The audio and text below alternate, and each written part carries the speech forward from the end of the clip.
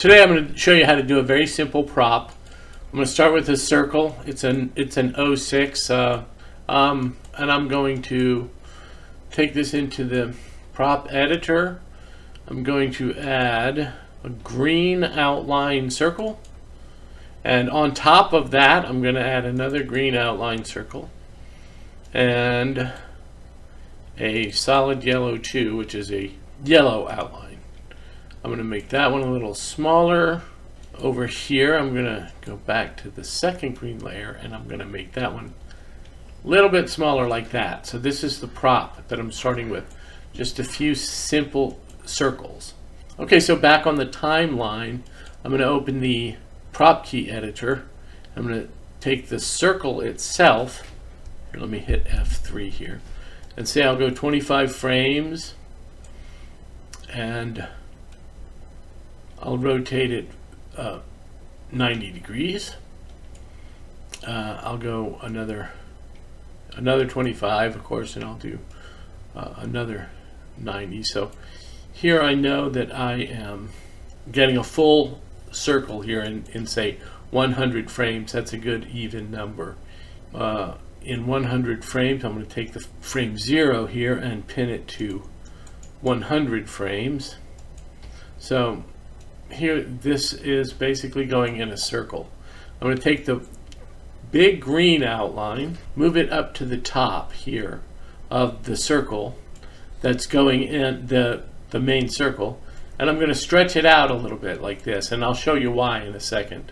Because now, as I advance the frames, it's turning along the axis, right? Which I don't want it to do, so I'm going to go ahead and pin these on these 4 frames. So it's basically, you have, I'm going to pin that like this, so you get the idea.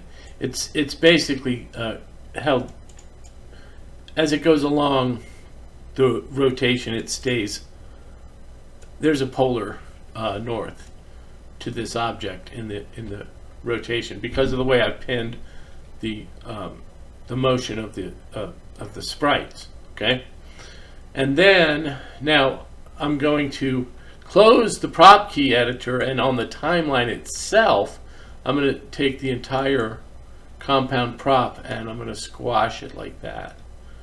Okay, now I have an object that is it's a stationary object going around a circular orbit. Okay, then I'm going to open the image, the prop key editor again, and on the inner thing here, I'm going to pin that right here because that's exactly where I want this to be at this point of the timeline. I want those 2 circles there. I want those 2 circles there, and I want them here back at the start, obviously, because that's my loop. But on the first go round, I'm going to take and move it over here and kind of squash it a little bit. So it looks like it's going along. I'm going to take the yellow and kind of move it out a little bit so it looks like it's, give it a little bit of a dimension there, right? So here, as it goes along there, it does that. And then now what I want to do for the very next frame, I want it to disappear from that side and show up on this side like it just spun around, right?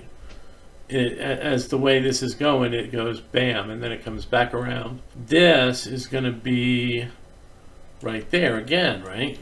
Yeah, I'm going to hit that same exact spot on the way back, and it goes around the outside, then back around, and flips and ends.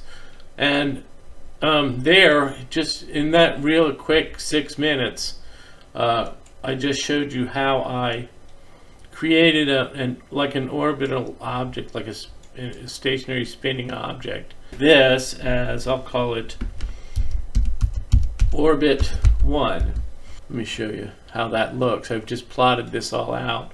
I'm going to remove all of that I just did, and then I'm going to load the action that I just created. Here's how it looks.